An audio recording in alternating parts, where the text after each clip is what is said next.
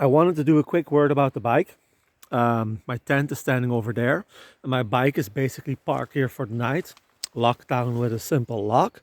Um, but this bike, so here's the deal. When I first got this bike and I was riding on paved roads, I was a bit like, do I really need this extreme of a setup?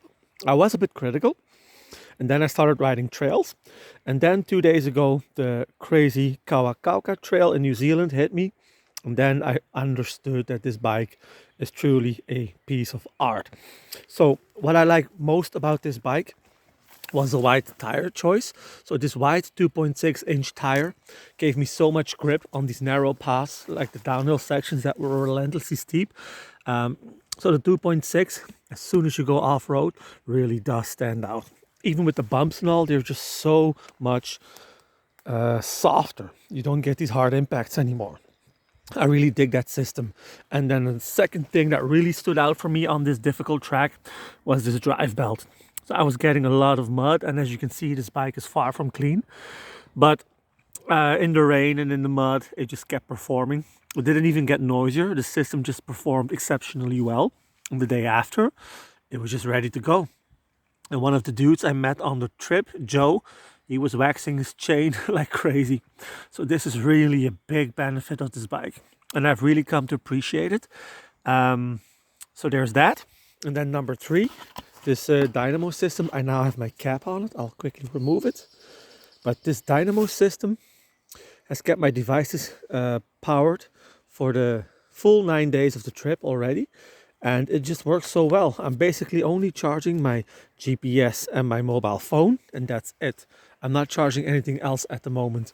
And yes, it is true that if you have these very steep sections uphill, you will go slower and you will charge slower, or you will not charge at all. That is correct. But apart from those sections, this thing really works very well. I mean, I've been here a week and 2 days, and I'm just not using my power bank. I'm very glad I only brought one. And I had seen this in Finland already, but the system really works well.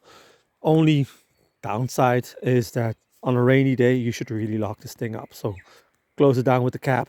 Make sure no water comes into the system. So if you have these giant downpours like I had last week, you don't want to be using that. But that's the only situation where I could picture it not being a total success.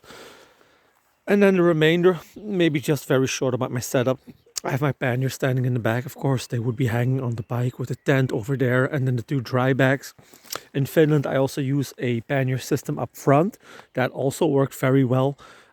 So there's really various types of setups you can use. Oh, I'm thinking of one thing, which I was forgetting. I was also kind of skeptical about this handlebar, because I was so used to the drop bars from the gravel bikes I had, the Specialized Crocs and the Sequoia and then other types, the Rotac, the Nicholas Nootau, and now this one. I have to say that during the rocky, rough downhills of that trail, I really enjoyed the mountain bike feel. It was just so much more reliant. And on the long sections of road, I am using this position a lot. So I'll be sitting like this with my hands like in this position. So honestly, I really do like the setup for this adventure bikepacking, because you can always say, I'll avoid these sections and I won't be riding so extreme, but you cannot predict where you will be riding. And for me, 2 days ago, that was one of those rides where I couldn't avoid it. It just happened and I had to go through it. And this setup really did work very well for that. So yeah, so the drivetrain, the wide tires, the dynamo setup, the nice handlebar, and also the fact that with the handlebar comes the XT brake set and comes the 180mm rotor and also the better braking performance. So that is that. And of course the titanium frame just looks very nice. It's just very appealing. So honestly, I've really come to enjoy this bike a lot more than I did at first. And my first impressions were far from bad. I was just a bit skeptical, like, do I need this? I mean, isn't my other gravel bike enough? Because I was seriously thinking on taking my other gravel bike for this trip. And now I took this one. And after 9 days, I have to admit, I am very happy I did not take my other one, because the narrow tires and the road bike setup with the tiny rotors and the Shimano GRX levers and all that stuff would have just sucked. The chain would have gotten dirty.